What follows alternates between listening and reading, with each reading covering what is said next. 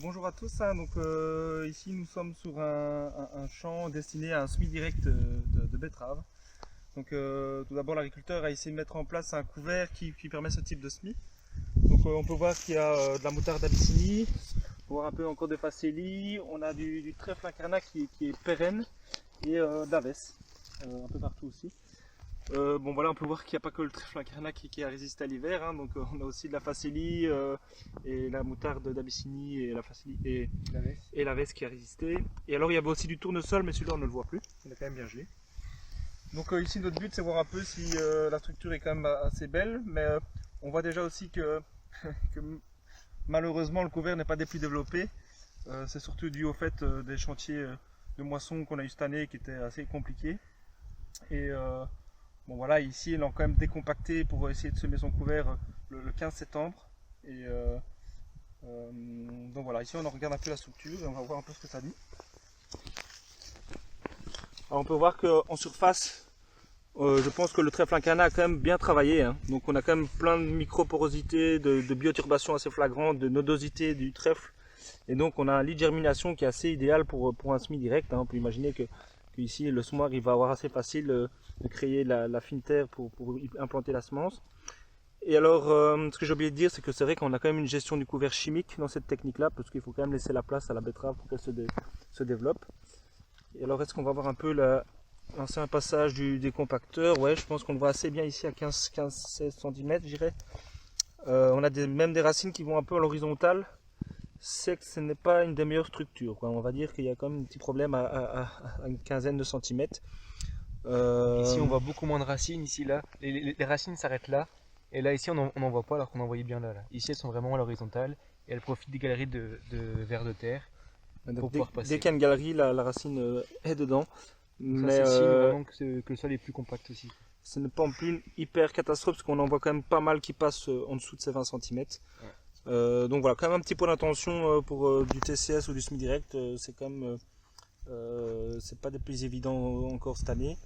Mais je suis sûr que si on a du sec qui vient ou quoi, qu'on aurait des très bons résultats en betterave quand même, parce qu'on garde une humidité assez et une capillarité qui n'est pas cassée du coup en faisant ces techniques là. On ne sèche pas la surface et le lit de germination, quoi. Si là on a 3 semaines de sec, bah ici la betterave va quand même bien germer parce qu'elle va profiter de l'humidité qui reste là, quoi. Donc, et on a vraiment cette super structure dans les 10 premiers centimètres qui permettront en tout cas une bonne levée et un bon départ de la betterave.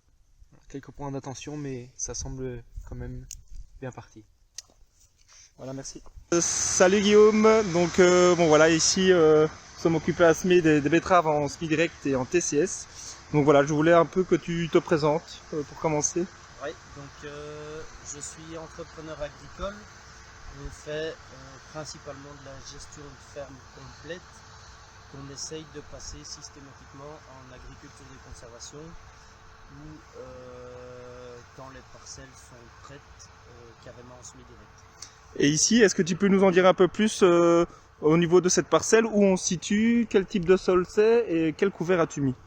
Voilà, donc ici on est à Opin, donc dans le Brabant wallon, hein, près de Nivelles. C'est de la toute bonne terre, hein, du limon.